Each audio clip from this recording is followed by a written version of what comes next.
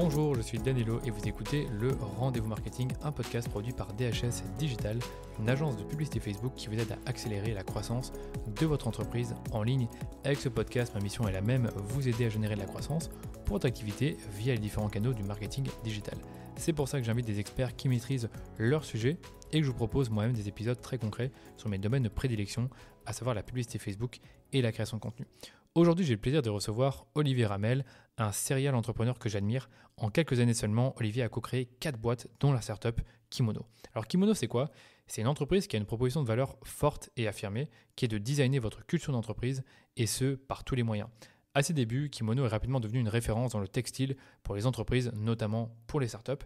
Et quand je vous parle de textile, comprenez des vêtements avec votre nom de marque pour créer un sentiment d'appartenance au sein de votre équipe et ainsi contribuer au développement de votre culture d'entreprise.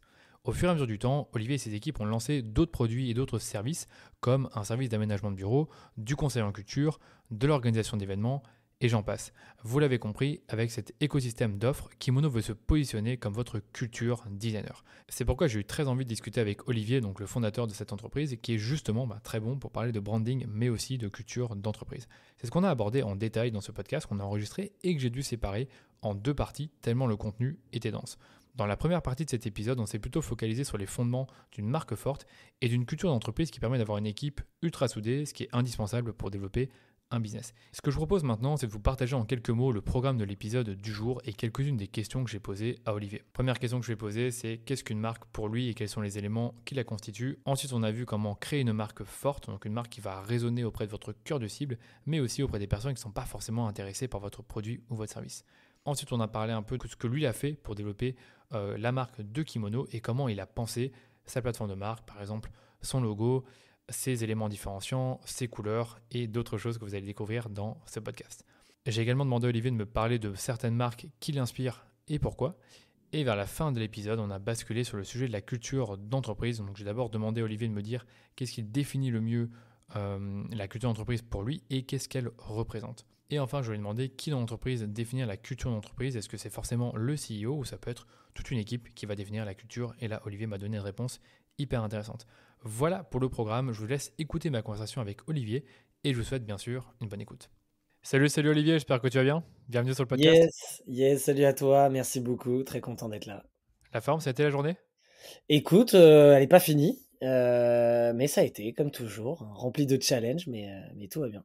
Ouais, ok. Quand tu dis qu'elle n'est pas finie, c'est après le podcast, accord des rendez-vous, tu bosses encore?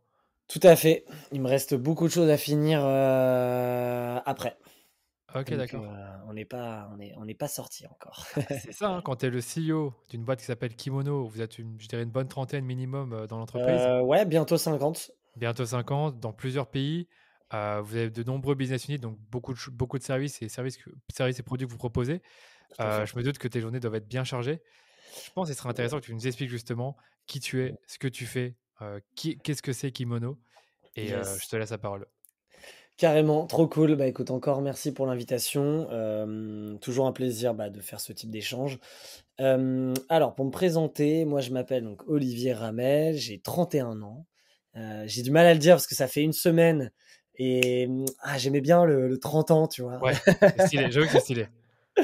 Mais le 31, ça y est, c'est la partie qu'on aime moins. Donc 31 ans, originaire de Paris, banlieue parisienne dans le 92. Je suis actuellement le CEO de Kimono, mais ça fait 12 ans que j'entreprends. J'ai monté pas mal de boîtes et de projets et j'ai toujours été activé, enfin animé par la création de projets. Donc, on va dire que j'ai la casquette de serial entrepreneur euh, avant même que je le sache et que ce soit dit comme ça. J'ai vraiment, depuis le collège, lancé, créé beaucoup de projets et avant que moi je le définisse comme mon plan de carrière, parce qu'en fait, en gros, je suis tu vois, pour continuer cette présentation, je suis un amoureux de la vie. Ça paraît bête comme ça, mais je suis conscient qu'on peut mourir demain et que la vie, elle est compliquée, elle est difficile. Donc, comment en tirer le mieux, être épanoui au maximum, être libre par rapport à ma définition, etc. Et c'est vrai que j'ai trouvé dans la création de projets, tu vois, c'est des questions que je me suis posées très tôt au lycée, tu vois, quand tu vois tes parents travailler, etc. Et c'est vrai que je me suis, par la création de projets, j'ai trouvé un épanouissement de fait de faire quelque chose, le produire, voir le résultat et toutes les émotions que ça procure, tant personnellement que professionnellement, et aussi cette liberté à tout point de vue. Donc c'est vrai que c'est pour ça que j'ai bossé dans beaucoup d'industries, j'ai fait pas mal de choses, je suis encore animé par plein de sujets, notamment dans Kimono, et on en reparlera. Mais voilà, donc j'entreprends depuis un moment. Qu'est-ce que je peux te dire d'autre? J'ai une nouvelle passion depuis un an qui s'appelle le paddle. Je ne sais pas si ça te parle. Ouais, j'ai vu. Le paddle tennis, donc non pas le paddle sur l'eau, le paddle tennis, où je joue très régulièrement. J'ai créé une ligue, un tournoi et une communauté de joueurs. Ça m'anime pas mal. Avant, mon sport numéro un reste le basket. Mais c'est vrai que le paddle est rentré dans ma vie de manière conséquente. Comme tous ceux qui jouent, il y a une sorte d'addiction. Mais écoute, sinon, voilà, je sais pas si ça te suffit comme intro, Ouais, c'est en tout très cas bien. sur Bah, moi. écoute, sur toi, c'est très bien. Bah, donc ça fait 12 ans que tu entreprends, tu as dû quand même, faire pas mal de projets. A avant Kimono, est-ce qu'il y avait des projets justement qui marchaient bien et que tu aurais voulu continuer ou que tu as dû arrêter pour certaines raisons? Ouais, bah, du coup, Kimono a été officiellement ma cinquième boîte, donc les quatre OK, d'avant. ouais, En fait, ce qui est intéressant et ce qui est fou avec l'entrepreneuriat, c'est que le projet, de toute façon, que ce soit ton premier, ton quatrième, c'est toujours le projet que tu veux porter toute ta vie. C'est toujours le projet où tu veux aller plus loin. Donc en fait, ce que moi j'ai compris avec le temps, c'est qu'en fait, que ce soit toute ta vie ou pour un an ou pour 2 ans, c'est juste une étape pour la prochaine. Et c'est un escalier que tu montes petit à petit. Parfois, les marches sont plus hautes que d'autres. Mais du coup, je me suis un peu détendu de cette pression parce que c'est vrai que la première fois que tu entreprends, tu dis, OK, c'est ce projet. Si je le loupe, bah, c'est fini parce que j'aurai qu'une chance. Alors qu'en fait, tu te rends compte que tu as 1 milliard de tirs et que, tu vois, moi je dis toujours, il n'y a pas d'échec, il n'y a que des enseignements et qu'en ah, c'est fait, clair. heureusement, il y a eu toutes ces aventures qui te permettent de faire 10 fois moins d'erreurs, d'être en confiance, d'apprendre, etc. Donc du coup, bah ouais, parmi ces projets, en vrai, tous, les quatre, j'aurais aimé que ce soit une boîte de fous furieux. En tout cas, je suis très content de toutes ces expériences. Il y en a qui ont plus ou moins marché. Il y en a une que j'ai revendue. Il y en a une qui a fusionné avec une autre. Donc, du coup, c'était ma deuxième est devenue ma troisième avec une autre boîte. Donc, tu vois, c'est un peu la continuité, mais ça, c'était pas prévu non plus. Donc, en vrai, toutes les fins ont été bonnes. C'est des niveaux vraiment différents de Kimono aujourd'hui. Aujourd'hui, Kimono, je suis allé le plus loin parce que ça fait aussi 5 ans que Kimono existe depuis 2017. Donc écoute, c'est ça, c'est qu'en fait, à l'époque, tu te dis ce projet, c'est pour toujours, donc je veux l'amener encore pendant 20 ans. Sauf qu'en fait, tu te rends compte que bah, le temps passe vite et surtout, il se passe plein de choses pas prévues, positives ou négatives, mais ça peut être positive. C'est des rencontres, c'est toi aussi personnellement, ce que tu aimais il y a 5 ans et ce que tu aimes aujourd'hui, c'est différent. Donc ça influence forcément le côté pro. Et ouais, non, c'est clair. Mais aujourd'hui, tu vois, par exemple, j'ai envie de dire c'est normal, mais aujourd'hui, Kimono, moi je me vois dans Kimono Sur long pendant terme. encore très long terme. Ouais, je En tout vois. cas, moyen long terme, ça fait 5 ans. Pour le coup, là, je peux le dire, tu vois, ça fait 5 ans. Je suis encore épanoui et excité comme au premier jour, voire plus. Donc Ça, je c'est me dis passionnant. que, Ouais. bah ouais, C'est extra parce qu'en fait, tu te sens pas du tout prisonnier de ton projet parce qu'il est devenu très gros, 50 personnes, tu es le CEO, tu as beaucoup de responsabilités. Tu disais tout à l'heure, bah, après le podcast, tu vas encore bosser, mais ça a l'air de vraiment t'animer parce que tu aimes ce que tu fais et tu aimes bien comment ça se développe. complètement. Et moi, ce qui m'a intéressé aussi dans ton parcours, c'est le fait qu'au départ, Kimono, c'est une boîte qui est très focalisée dans un produit, le textile pour les entreprises, donc les Ouais. vêtements qui vont être personnalisés. Et aujourd'hui, j'ai l'impression que Kimono, c'est beaucoup plus que ça, quoi. C'est un gros écosystème. Je pense, comme on le voit sur le site, de l'aménagement de bureaux, il y a du service, il y a du conseil aussi en culture, Ouais. euh, De l'événementiel aussi. de l'événementiel, excuse-moi. Et comment c'est arrivé tout ça? Est-ce que d'où c'est venu? Et je pense que c'est lié à une mission qui est de designer la culture des entreprises, ce que je trouve très bien aussi. Yes, exactement. Ça fait toujours plaisir de l'entendre de quelqu'un d'autre. Moi, je le répète à longueur de journée, mais Culture designer, ouais, ça m'est resté en tête. exactement, c'est ça. En gros, bah, en fait, tu l'as dit, tu l'as bien défini, mais en fait, ce que tu as dit, c'est que tu penses qu'on a créé un écosystème derrière. Alors, en fait, c'était l'idée initiale depuis le OK, début. d'accord. C'est-à-dire qu'en gros, Kimono, comment ça s'est créé? C'est déjà une rencontre avec The Family, une rencontre avec un associé expert du textile, où on s'est dit, la culture, elle est importante. En fait, on parlait de culture au sens large, on parlait d'entrepreneuriat. Moi, je venais de quitter et de vendre mes parts de mon autre expérience, donc j'étais libre de quelques semaines, hein. Moi, ça n'a pas duré plus. Au bout de 2 semaines, il fallait que je rebondisse. Euh, et, euh, et à ce moment-là, on se dit, mais ok, la culture d'une boîte, c'est clé, c'est important, ça permet d'attirer des talents, ça permet de les fidéliser, ça permet d'aligner une équipe autour d'une même vision, etc. Donc on parle de ce sujet et on se rend compte que bah, pour la plupart des gens, c'est bullshit, mais on se dit, mais aux États-Unis, bah, ils ont compris ça. La culture, c'est ce qui a fait le succès de toutes les boîtes naissantes et récentes qu'on a vues. Et du coup, on s'est dit, c'est quoi la culture? Donc on a commencé à la définir. Et en fait, dans cette définition, ça nous a dit qu'il y avait un coup à jouer, en tout cas une vraie mission à avoir, à designer la culture des entreprises, donc très rapidement. Et ça, on me pose souvent la question si c'est venu après ou si c'est par Ouais, opportunité. ouais, Avant même que la boîte se lance en communication, on avait déjà le nom. Moi, j'avais déjà culture, identifié. On ouais. est, on est culture designer. Tu l'avais déjà identifié, ok, donc c'est pas venu après les années, quoi. Mm. Non. Et par contre, le premier produit qu'on a identifié, c'était le marché textile personnalisé, puisqu'en fait, on s'est rendu compte que la culture est liée au sentiment d'appartenance. Le sentiment d'appartenance peut être créé par plein de choses, mais notamment par le produit, le vêtement ou l'objet qui te symbolise. On le voit dans tout type de communauté. Le sport, les clubs de sport, bah, tu vas dans un stade, quand tu es supporter d'un club, tu as le maillot. Ah, bah, ouais. Quand tu es un groupe de potes, ça se fait de plus en plus, tu te fais le t-shirt ou le pull au nom du groupe de ton pote, etc., etc. Donc, toutes les communautés, il y a souvent le textile qui est là. Et nous, on s'est dit, OK, donc le textile, c'est un symbole intéressant de sentiment d'appartenance. Et du coup, c'est quoi un peu le marché? On avait identifié le marché à l'époque qui était vraiment sous la poussière. Les produits étaient mauvais, c'était du publicitaire, le service était inexistant, c'était compliqué, etc. Et de l'autre côté, la demande était en train d'exploser puisque ce besoin de créer ce sentiment d'appartenance était là, ce besoin de culture était là, ce besoin de branding pour une entreprise était là. Donc on s'est dit, il y a un problème entre l'offre et la demande, allons-nous dépoussiérer et trouver la bonne solution. Donc on a créé au début et lancé Kimono sur ce côté vêtements, où le but c'était de faire mieux que les autres, tant par le produit, avec des produits bah, qui respectent les codes de la mode du prêt-à-porter et bah, les tendances et le côté éco-responsabilité et bon pour l'environnement et faire des choses durables, le plus local possible. Donc il y avait cette dimension qui était importante, qui l'est encore plus aujourd'hui. La dimension de service et d'expérience client, c'est qu'aujourd'hui, on doit apporter une expérience beaucoup plus rapide, fun, pro, sérieuse dans ce marché. Et c'est comme ça qu'on s'est fait connaître. Et du coup, Kimono, et encore aujourd'hui, hein, on est vraiment connu pour ça, parce que, et même en termes de chiffres, c'est encore 60-70% du CA, cette BU. Et en fait, très rapidement, au bout de 2 ans, on a lancé la deuxième, puis après la troisième, puis la quatrième. Donc, le Ok. scope de vertical aujourd'hui, sous le chapeau de culture designer, il y en a 4. Un, vêtements et objets. Deux, l'aménagement de bureau, puisque après avoir habillé les équipes, on s'est dit qu'on allait habiller les murs et que ton environnement de travail est important. Et en plus, il évolue encore plus post-Covid, où le lieu de travail n'est plus juste ton lieu de travail, mais un lieu d'expérience de plein de choses. Donc, il faut repenser ton bureau et qui te représente, et aussi donner envie aux équipes de revenir. Ça, c'est un autre sujet. Donc, il y a cette partie office design où on a une casquette d'archi d'intérieur, d'habiller les murs. Troisième, tu l'as dit tout à l'heure, c'est la partie conseil en culture, où là, on a développé une méthodologie qui est capable de mesurer la culture d'une boîte, la scanner et l'aider à la transformer. Là, c'est du pur conseil et du pur jus de cerveau qu'on a mis en place.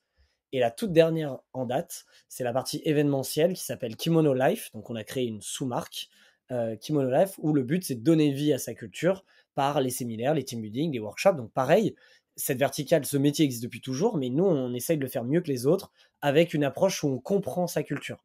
Et aujourd'hui, on le voit, ces 4 BU fonctionnent ensemble, puisque les clients qui faisaient des vêtements, on leur fait leur bureau puis leurs événements. Un client qui rentre par les événements, on va lui faire des vêtements, etc. Et du coup, c'est ultra vertueux, et c'est comme ça qu'on gagne tous les appels d'offres, parce qu'on a cette différenciation, on connaît leur culture. Ouais, c'est hyper intéressant. C'est vrai que ben, je trouve qu'une fois que tu avais la première BU sur le textile et que tu avais ben, déjà des centaines, voire des milliers de clients qui vous avaient fait confiance sur les vêtements, c'était, je suppose, plus simple de les convaincre de faire de Clairement. l'aménagement de bureau avec vous. Et aujourd'hui, comme tu dis, ben, tu as 4 BU différents, tu as 4 services, produits qui vont très bien ensemble. Donc, quand tu as un appel d'offres, Tout à derrière fait. juste celui qui fait du textile, tu peux gagner facilement, enfin plus facilement l'offre. Donc ouais, Complètement. j'adore. Franchement, j'adore ça. Bon, moi, le parallèle, je le fais facilement avec Apple, qu'on connaît tous très bien avec tout l'écosystème. Mais ça se voit que même dans le service, tu peux, enfin dans le produit d'abord, tu peux le faire et tu peux mixer un peu les deux, quoi. Et Ouais, c'est ça, je trouve c'est ça très une, inspirant. Après, tu as c'est une parlé aussi du gentille fait. comparaison.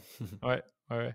Et puis, tu as parlé aussi du fait d'avoir une deuxième marque, enfin, je sais pas si tu l'appelles Ouais. sous-marque, mais Non, on dit qu'en fait, Kimono, c'est un groupe et on a 3 marques. Il y a Kimono pour le B2B, d'accord, ouais. et les BU, dont on a parlé. Il y a Kimono Live qui est focus B2B événementiel, donc Kimono Life, et on a une troisième marque qui est sur le marché étudiant et uniquement sur le textile qui s'appelle Kermesse.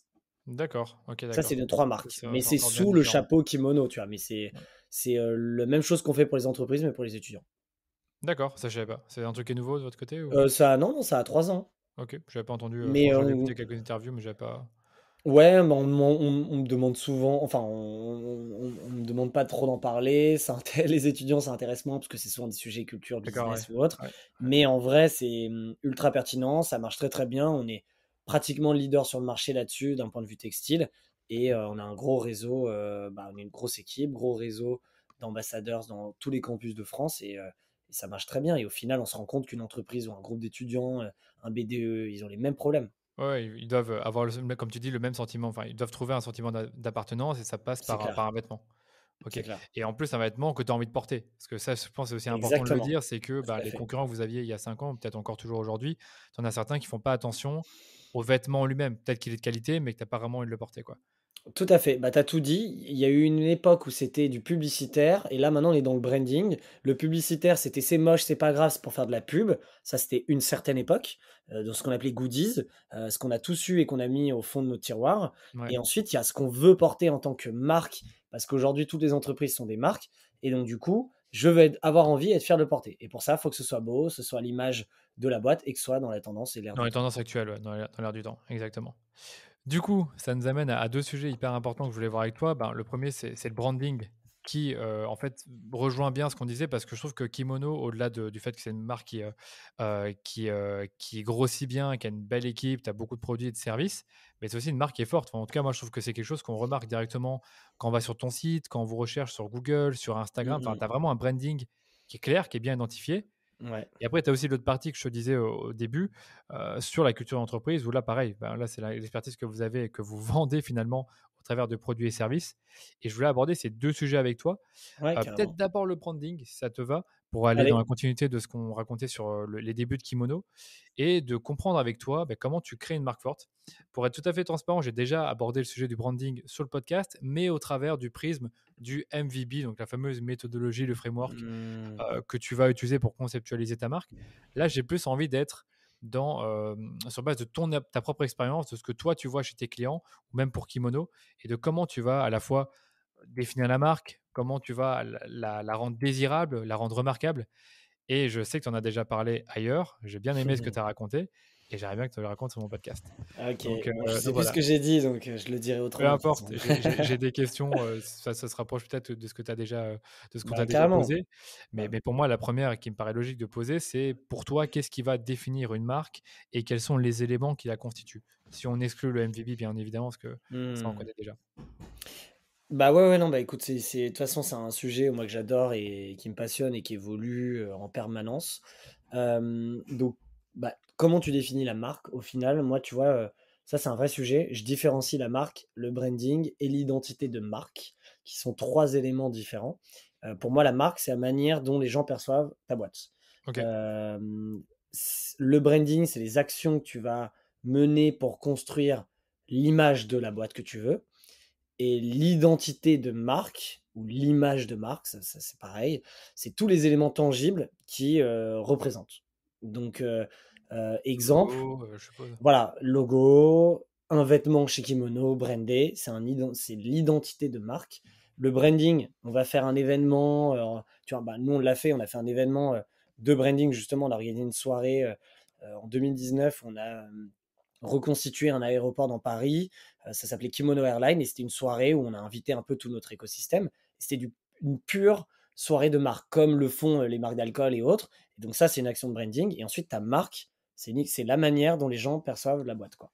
Voilà et donc du coup, il y en a qui disent que c'est une émotion, mais en quelque sorte, c'est une sorte d'idée que tu veux planter dans le décor et dans l'esprit à la fois de tes clients, mais aussi de ceux qui sont pas encore clients. et qui voient kimono sur un tableau d'affichage ou sur une publicité ou sur le site. Ouais, complètement. Non, c'est comme tu as dit, c'est un ensemble, de perceptions, d'idées, d'émotions, comment c'est perçu et pour ça, il faut la construire, il faut le travailler et du coup, on va rentrer dans le détail. Du coup, moi, je pense que ce soit par rapport à nos clients qu'on voit au quotidien ou nous, je pense que nous, on a un bon cas d'école parce que, en fait, je me suis toujours dit: «On va construire une marque, comme si on était une marque consumer B2C, donc on va appliquer tous les codes» et ce qui était assez récent, il y a 5 ans, ouais, Ouais, 5 ans pour le B2B.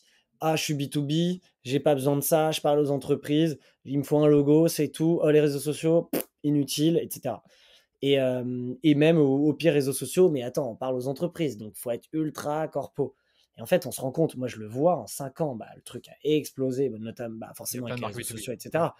Mais du coup, nous, on s'est dit: «OK, on va faire une marque. Kimono doit être connu, pour une marque comme», tu vois? Et on a reçu des mails, des screenshots où en fait, on écrivait: «Je veux mes kimonos» et mes kimonos égale, mes vêtements, trop cool qui représentent ma boîte, tu vois?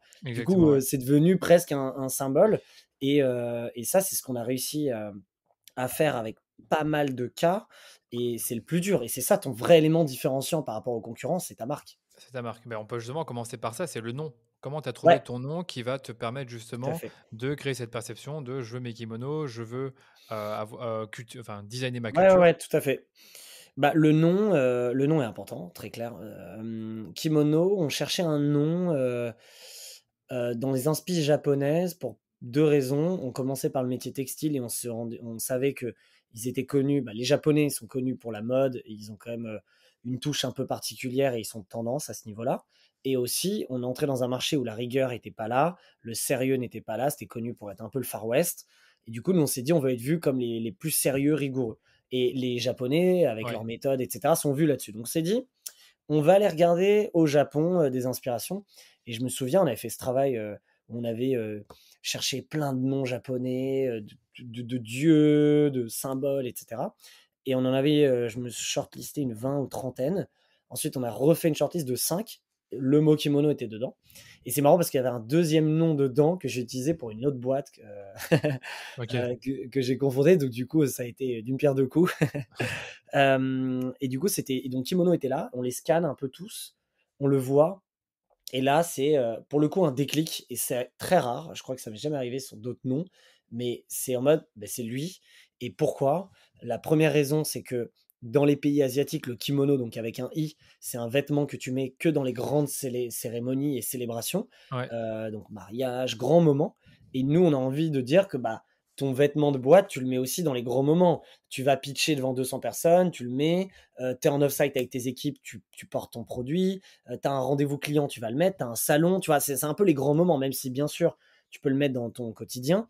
Il y avait ce côté grand moment que j'aimais bien, que c'est le produit que tu mets dans ces grands OK. moments Ouais. et la version, occidentale, enfin le complément occident, c'est que le kimono toujours avec un i, c'est le vêtement de combat, au judo, au karaté et cetera. Tu mets ton kimono et du coup, nous, comme on s'était focus au début sur une niche qui était les startups, on s'est dit qu'un peu les startups, les entrepreneurs, c'est les guerriers d'aujourd'hui, en prenant avec des pincettes, mais dans l'idée, c'est ceux qui vont disrupter les marchés, ils sont en combat, contre des gros et cetera.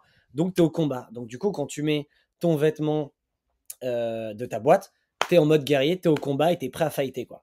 Et c'était ça un peu l'idée. Et du coup, c'était en vrai parfait quoi. Et ça, comment vous l'avez reflété dans votre manière de peut-être de vous exprimer ou de représenter la marque kimono? Parce que là, ce que tu Ouais, dis là, c'est hyper intéressant, mais dans votre ouais. communication, je pense que Et c'était du coup, ça se découle sur le logo qui OK. a aussi été très fort. Et aujourd'hui, alors j'ai jamais fait le test, mais je suis sûr que on enlève le kimono en dessous, tu sais, du logo et on monte juste le symbole. Nous d'ailleurs, tous nos produits, on met que le symbole. Je suis Mmh. sûr qu'on le monte quand même dans le monde B2B qui nous connaît ou nous connaît pas, mais je pense qu'aujourd'hui, on est dans le monde B2B, on a une petite notoriété, enfin une certaine notoriété, et du coup, je suis sûr que le symbole, il marcherait. Et on saurait que c'est kimono derrière, et ça, du coup, je suis ultra content et fier parce que ça montre que ton symbole il fonctionne. Et donc, dans la continuité du nom, le logo, donc si tu l'as en tête ou je sais pas si tu l'as sous les Je yeux je quelque l'ai mis sous part. les yeux là comme ça, donc il faudrait peut-être que Ok, tu nous parfait. l'expliques vu qu'on est en audio. Ouais, exact. Donc, c'est un carré Enfin, c'est un rectangle avec écrit kimono en dessous, mais enlevez le kimono et vous voyez juste le symbole. Donc, c'est un carré qui représente un K avec des formes géométriques et plusieurs couleurs. Et en gros, ce qu'on voulait dire toujours dans cette notion de rigueur, c'est on voulait des formes géométriques pour montrer le côté, tu vois, sérieux, tranché, pro. Et nous, on était en mode, notre métier, c'est une marque blanche, on apporte de la couleur aux autres. Tu es une boîte jaune, tu es une boîte rouge, tu Ouais, es une ouais, boîte ouais. bleue, violette. Et Mhm. donc, on est aussi, ça, c'est très fort aussi dans nos valeurs. On aime, on est dans la joie, la bonne humeur, le sourire. On vend pas un logiciel de facturation. C'est quand même des produits sympas de discussion avec nos clients. Bah, du coup, apportons de la joie et de la couleur. Et donc, du Donc coup, la on a couleur, ouais. apporté ce côté pop et ce côté coloré qui est du coup plus fun, plus visuel et plus sympa. Et du coup, ça a donné le logo qui a franchement assez bien marché et on l'a jamais changé quoi depuis. Ok, d'accord. Et les autres couleurs principales, c'est, donc là je vois du bleu, du Il y a le orange. bleu, en fait, il y a 4 couleurs, le vert, le orange, le rose et le bleu. La couleur principale, c'est le bleu électrique. D'accord. Et là, vous avez besoin de quelque chose qui pop, comme tu dis, pour expliquer que vous apportez de la joie à tout ça. Ouais, et Ok. un autre élément, si je peux compléter pour la Ouais, partie vas-y. culture design, comme tu me disais. Culture designer, c'était un terme qu'on a inventé, qu'on s'est approprié. Donc, on le mettait dans nos signatures en gros, en bleu du coup, parce que c'est la couleur dominante. We are culture designer. En dessous de tous nos posts réseaux sociaux, Ouais. on a mis We are culture designer. Et Pour depuis, vrai. toujours. Si tu regardes nos posts en Ok. 2017 et les posts en 2022, tu verras tu vas Facebook, Instagram, LinkedIn, tu regardes à la fin d'un post, il y a écrit We are culture designer. C'est pas un slogan puisque C'est ça que j'allais c'est dire. Tu peux pas le considérer comme un slogan. Est-ce que non, c'est une mission? Pour moi, c'est c'est une une mission. mission. Ouais, c'est une mission, exactement. Notre métier, c'est de designer la culture des boîtes. Et donc, du coup, on l'a mis en mode stamp. Et ça fait partie aussi des éléments de marque qui ont permis aux gens de comprendre qu'on était sur la culture et pas dans le textile uniquement, tu vois. Ouais. Bah là, on a déjà pas mal d'éléments intéressants. On a le logo, on a le symbole. Enfin, le logo et le symbole, ça va bien ensemble. On a les Ouais, couleurs, la ouais. mission. Peut-être les valeurs. Est-ce que ça, c'est quelque chose sur lequel vous avez bien bossé au début ou est-ce que ça s'est fait avec le temps? Alors ça s'est fait avec le temps dans le sens où, bah, comme je dis toujours, en fait, on va dire entre 0 et 10 personnes, les valeurs émanent beaucoup du CEO parce que c'est lui qui donne, on va dire, ses propres règles, son ton et sa manière et les gens suivent. Et ensuite, à partir de plus 10, tout le monde contribue et du coup, il y a un travail de mise à niveau et d'exprimer et d'écrire ses valeurs. Et du coup, on va dire que moi, je les ai écrites pour la première fois juste à notre premier anniversaire ou juste avant. Ok. Après un an. Et voilà, et on les a changées à la, on est à 5 ans, à la troisième année. Donc 2 ans après, on les a cassées et fait évoluer parce que, pareil, ça c'est un truc qu'il faut comprendre et je pense que la marque c'est pareil. Une culture elle évolue dans le temps en permanence. Toutes les individualités qui rentrent apportent une pierre à l'édifice et font évoluer cette culture. Et donc les valeurs aussi. Et donc du coup c'est important de les remettre en question. Nous aujourd'hui nos valeurs de culture, donc les valeurs de la boîte, elles dictent tout, notre attitude, notre comportement, notre stratégie, notre manière de faire, notre manière de recruter, notre manière de licencier, notre manière de tout, et elles sont ultra importantes. C'est vraiment tu vois, enfin pas une girouette, mais une boussole Ouais.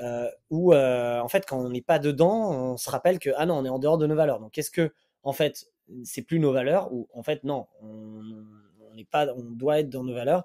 Et du coup, ça nous aide à prendre les bonnes décisions, etc. Donc, ça, cet exercice, il a été vraiment fait très bien là, la troisième année, où on a écrit les valeurs et un manifeste autour. Et donc, du coup, c'est un gros texte qui nous Ok. dicte, quoi. Ouais, le manifeste, c'est hyper intéressant. Tu as des conseils à donner là-dessus, parce que je pense que c'est un exercice qui est pas facile du tout. J'en ai déjà Ouais. entendu parler. Tu te dis, OK, je commence par quoi? Combien de lignes? Combien de pages? Mmh. Euh, quelque chose à raconter là-dessus? Parce que je sais que sur Ouais. ton site, il y a un manifeste et que je trouve plutôt pas mal d'ailleurs. Ouais, tout à fait. Alors attends, c'est lequel? Enfin, est-ce qu'on parle du même? Alors moi, C'est int j'ai manifeste. Nous croyons au pouvoir de la culture d'une entreprise. La culture et l'identité sont les clés de sa réussite. Ouais, ouais, ouais, c'est là, c'est tout ça. Il y a le manifeste, puis ensuite tu descends, il y a les valeurs Mhm. avec le texte We are luminous, etc. Hem, la vraie règle, c'est qu'il y en a pas. C'est-à-dire, pareil, on m'a demandé la dernière fois, est-ce Ouais. qu'il y a un nombre limité de valeurs et tout? Je dis: «Bah non, tu peux en avoir 2 comme 12 si Mm. tu veux». Ça en fait, tant que c'est ton ADN, il y a pas de sujet.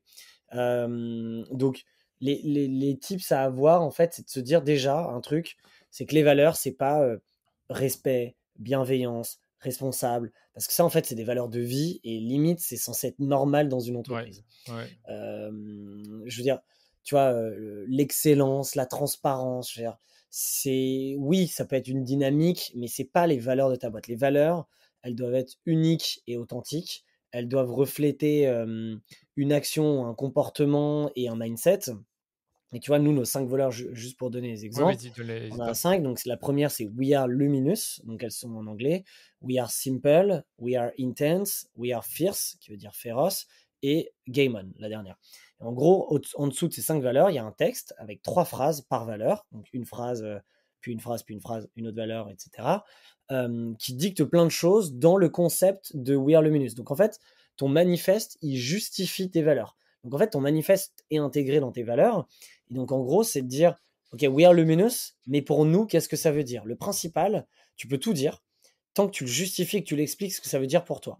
Un, ça permet à mieux comprendre pour ceux qui sont dans la boîte, et pour les autres, bah, de savoir, OK, quand ils disent qu'ils sont lumineux, ça veut dire ça. Euh, Nous, pour donner juste le côté lumineux, on a 3 phrases. La première, c'est, bah, on a le pouvoir d'ensoleiller la journée de chacun. Ça veut dire plein de choses. En interne, ça veut dire que bah, notre but, c'est d'exprimer un maximum de, de, de kiff, de smile, de soleil en interne à toutes nos interactions possibles et imaginables.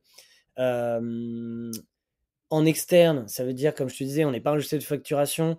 Quand on décroche un inbound, quand on est en rendez-vous showroom, et ben on est là pour être un soleil. On va souhaiter, tu vois, un truc tout bête, mais quand on arrive dans le bureau pour un rendez-vous, on va lui souhaiter la bienvenue, on va le recevoir un peu comme un roi, on va faire un rendez-vous en mode soleil, quoi, tu vois. Et ça peut pas, tout en restant pro, mais c'est des trucs importants. Deuxième, c'est notre but, c'est de mettre de la lumière euh, dans le meilleur de notre industrie. Donc, c'est de dire qu'aujourd'hui, on est dans des industries qui sont sous la poussière, qui ne sont pas les plus éco-responsables, qui ne sont pas les plus sérieuses, rigoureuses. Bah, comment nous, on a dépoussiéré tout ça, on a mis de la lumière et on a fait briller le bon côté de cette industrie. Donc, c'est ça. Et la troisième phrase, c'est le côté, nous aspirons à égayer chaque rencontre. Nous, un livreur qui rentre chez nous, bah, on va l'accueillir, non pas poser le carton là, on va l'accueillir comme il faut. Et comme on s'est dit, c'est ce côté lumineux. On voit le bon côté des choses, on est plus positif et optimiste qu'ailleurs. On voit le verre à moitié Ouais. plein. Il y a des challenges, des difficultés, et forcément, il y a des mauvaises nouvelles qui peuvent tomber. Bah ok, comment on va l'aborder en mode lumineux et tu vois, comment si quelqu'un t'est ça veut pas dire une valeur, pareil, c'est pas un truc. Si t'es pas comme ça un jour, c'est grave. On est des émotions, on est des humains. C'est plus une tonalité. C'est la majeure, tu vois. Mais ça m'arrive moi d'être pas du tout lumineux une journée Oui, et je vois ce comme que tu veux tout dire, le ouais. monde, tu vois. Mais Mm. c'est plus un ton. Et donc c'est pour ça que tu vois, quand on avait notre community manager qui arrivait, on lui a dit bah tu vois sur le côté lumineux, ça doit se ressentir dans ton texte, dans tes Bien posts, sûr, ouais. dans Ouais. ton truc. Donc voilà, et dans notre mail de démarchage, etc. Donc du coup, pour revenir un peu au sujet, les tips, c'est que il faut des valeurs qui. En fait, les exercices, c'est déjà de mettre en place les valeurs personnelles de chacun, voir un peu les valeurs qu'on a tous, parce qu'au final, elles sont un peu liées. On est une somme de personnes, donc tu peux pas juste. Enfin, dans ma tête, tu peux pas juste arriver en tant que grand gourou et dire voilà les valeurs, voilà comment il faut Jamais, se comporter. Et c'est ça que je voulais faire surtout avec pas. toi. Enfin, c'est ça que je voulais raconter avec toi. C'est Ouais. pour moi ce travail-là de valeur, de création de marque. J'ai l'impression que c'est un travail plus collectif que juste le CEO qui le fait d'en haut. Tu vois ce que je veux dire? Ouais, bah exactement. Bah alors ça, clairement, c'est un exercice qui, de toute façon, sa culture, c'est pas bonjour, voilà notre culture, c'est ça, terminé. Tu dois la co-construire Mm. à différents niveaux, à différentes échelles. Tu peux donner le ton, tu peux donner un cadre, mais tout le monde doit y participer. Et les valeurs, pourquoi on a tellement dénigré les valeurs pendant 20 ans? Parce qu'en fait, les grands groupes arrivaient, voilà les valeurs, elles sont affichées là, lisez-les et basta. Et donc forcément, il y a un truc top-down qui fonctionne pas. Ouais. Et du coup, les valeurs, tu dois les co-construire avec tes équipes. Il y a plein de workshops qui existent, de méthodes qui existent pour pousser ces valeurs. Donc, il y a des petits exercices faciles. Il y a se poser les bonnes questions. Qu'est-ce qui nous anime? Pourquoi on fait ça? Comment on agit dans cette situation, c'est quoi notre comportement, notre attitude, ça donne un ton, quelle est l'ambition, et tout ça te donne plein de mots, plein de manières. Et du coup, le but, ça aussi on n'en a pas parlé, mais nous on ne dit pas juste les valeurs, on parle d'un système de valeurs. Donc tu Ouais, dois le penser en système.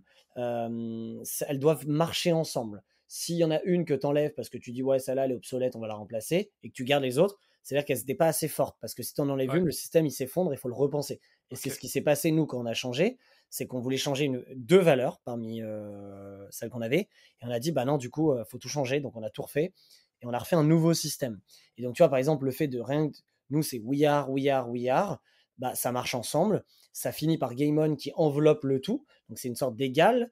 Ensuite, elles sont toutes liées à différents degrés à ce niveau-là. Et elle décrit 360 ce que nous, on veut mettre en avant et ce qui est important pour nous. Et du coup, techniquement, si tu scannes ta boîte de A à Z, interne, externe, décision stratégique, décision fun, etc., normalement, tout doit correspondre à une de tes valeurs. Si ça ne correspond pas, c'est que soit il manque un truc, soit vous n'êtes pas allé en profondeur, tu vois. Mais en effet, ça se co-construit, co-écrit, clairement.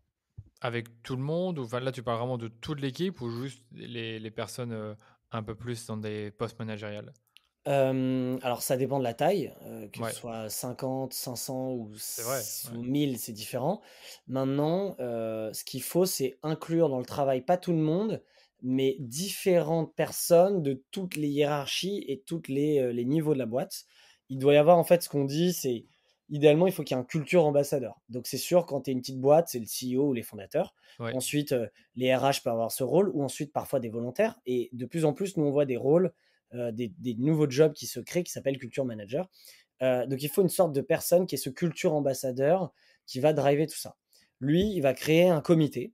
Et si le travail du jour, parce que la culture, c'est pas que les valeurs, nous on l'a défini autour de 4 piliers. La raison d'être, mais on en parlera après, du coup, Ouais, ouais, avec j'imagine. plaisir. Ouais. Mais la raison d'être, le système de valeurs, les rituels et l'identité. Et donc, du coup, si on prend juste le système de valeurs, lui, il fait un comité, ok, on doit revoir nos valeurs, etc. Donc, du coup, il doit forcément embarquer les personnes clés de la boîte, que ce soit les dirigeants, top dirigeants ou fondateurs, qui sont impliqués et qui le veulent, et impliquer des managers, des personnes clés, des personnes autres qui sont peut-être récentes parce qu'ils apportent quelque chose de nouveau. Voilà, tu dois créer une sorte de mini-comité, peu importe la taille que tu Équilibré. fais.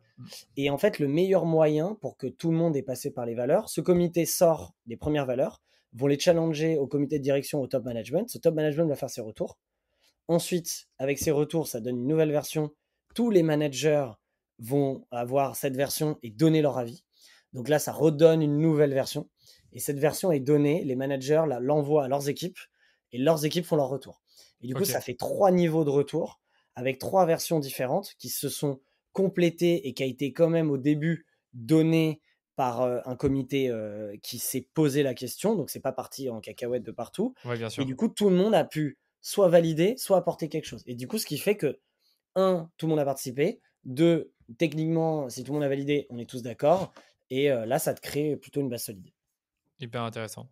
Et donc, pour revenir sur ce que tu disais, que les quatre autres, enfin, les quatre piliers au total, donc tu as le système de valeurs, tu avais la raison Ouais, d'être, ça, on a plus ouais, ou moins parlé. Après, peut-être que tu ouais. as autre chose à rajouter là-dessus. Ouais, la raison d'être, c'est le premier pilier à bâtir pour sa culture. C'est le côté, c'est le why de la boîte, c'est le pourquoi vous faites ça, pourquoi qu'est-ce que tu sers, à quoi tu sers et pourquoi tu fais ça.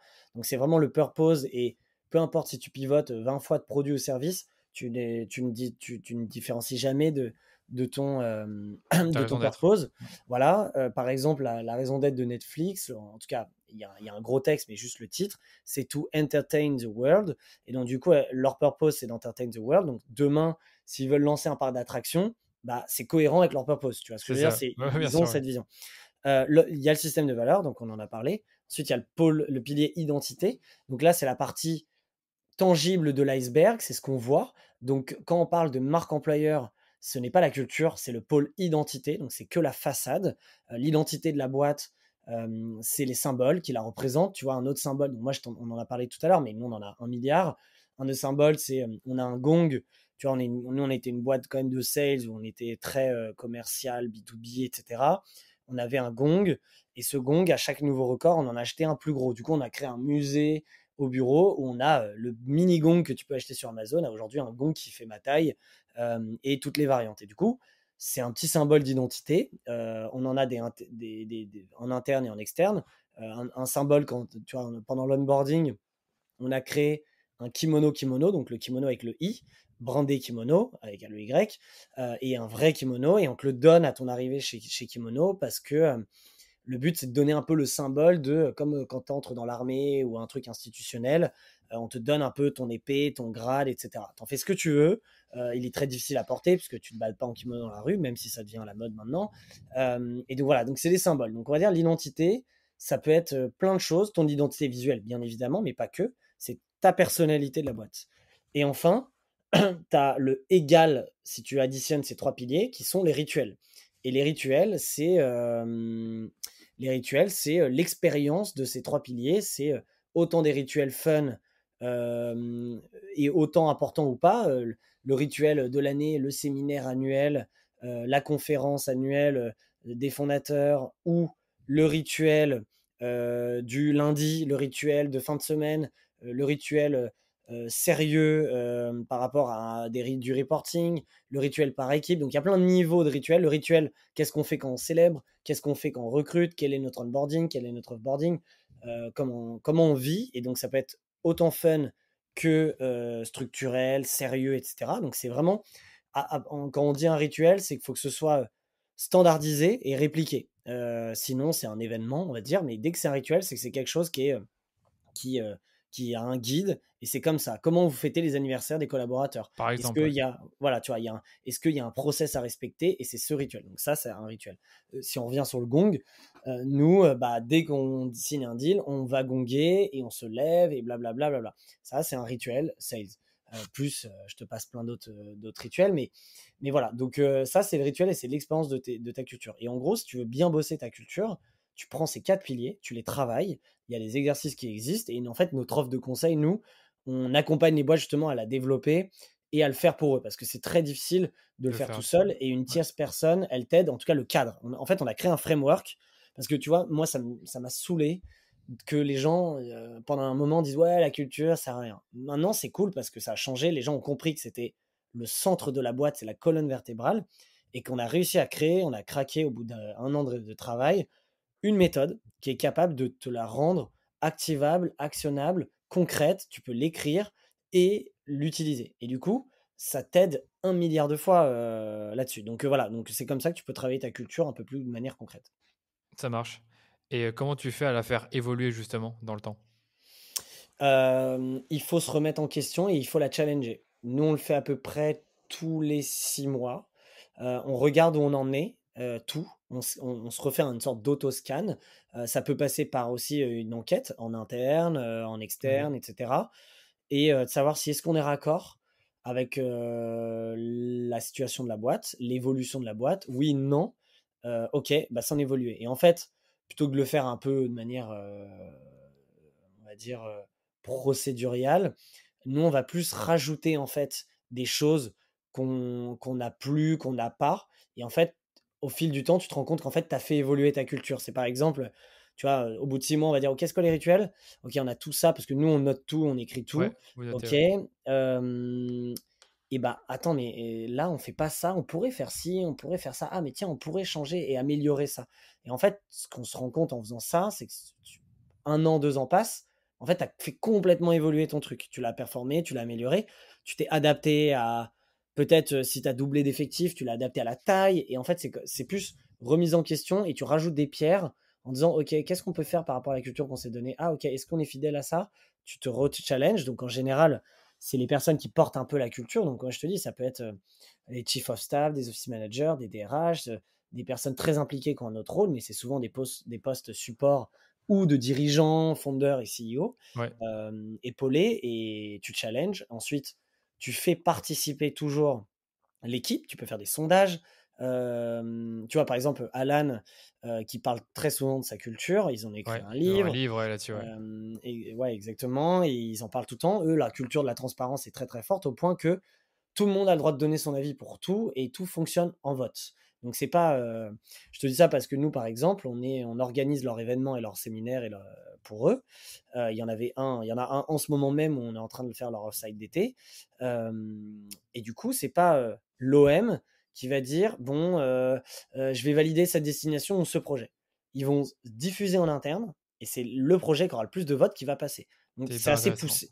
C'est Ouais. fou, c'est fort, c'est ultra pertinent. Ça marche pas pour tout le monde, mais eux, ils sont alignés avec leur choix, tu vois. Ouais, il y a un autre truc qui me parle, parce que là, je lis un livre que tu dois connaître, c'est La règle, pas de règle Ouais, bien sur sûr. Netflix, où ils expliquent en effet que chez Netflix, un des pans hyper importants de leur culture, c'est la franchise. Et donc, du coup, tu peux arriver dire au CEO qu'il a, peut-être pas qu'il a tort, mais en tout cas que tu n'es pas d'accord avec son idée là. Et ça, je sais pas si on peut considérer ça comme un rituel, mais ça fait partie de la culture, quoi. C'est plus, pour le La coup, je manière pense, d'être. c'est valeurs, c'est système de valeurs. Système de valeur, une manière d'être. Ouais, c'est hyper intéressant. Et justement, c'était une des questions que j'avais, c'est ce qu'il y a des marques qui t'inspirent, que ce soit par leur branding ou par leur culture, et dont tu pourrais nous partager. C'est déjà terminé pour la première partie de cet épisode sur le branding et la culture d'entreprise. La semaine prochaine, n'oubliez pas, vous allez découvrir comment créer des rituels pour faire vivre votre culture d'entreprise et d'autres conseils et ressources pour, encore une fois, développer une culture d'entreprise forte. Pour être prévenu de la sortie de l'épisode, n'oubliez pas de vous abonner au podcast et si vous avez kiffé l'épisode, vous savez ce qu'il vous reste à faire. Parlez-en autour de vous, laissez-nous une note 5 étoiles sur Apple Podcast ou sur Spotify. Ça vous prend même pas 2 minutes et nous, ça nous permet de faire grandir la communauté autour du podcast. Allez, je vous dis à très bientôt pour un nouvel épisode du Rendez-vous Marketing.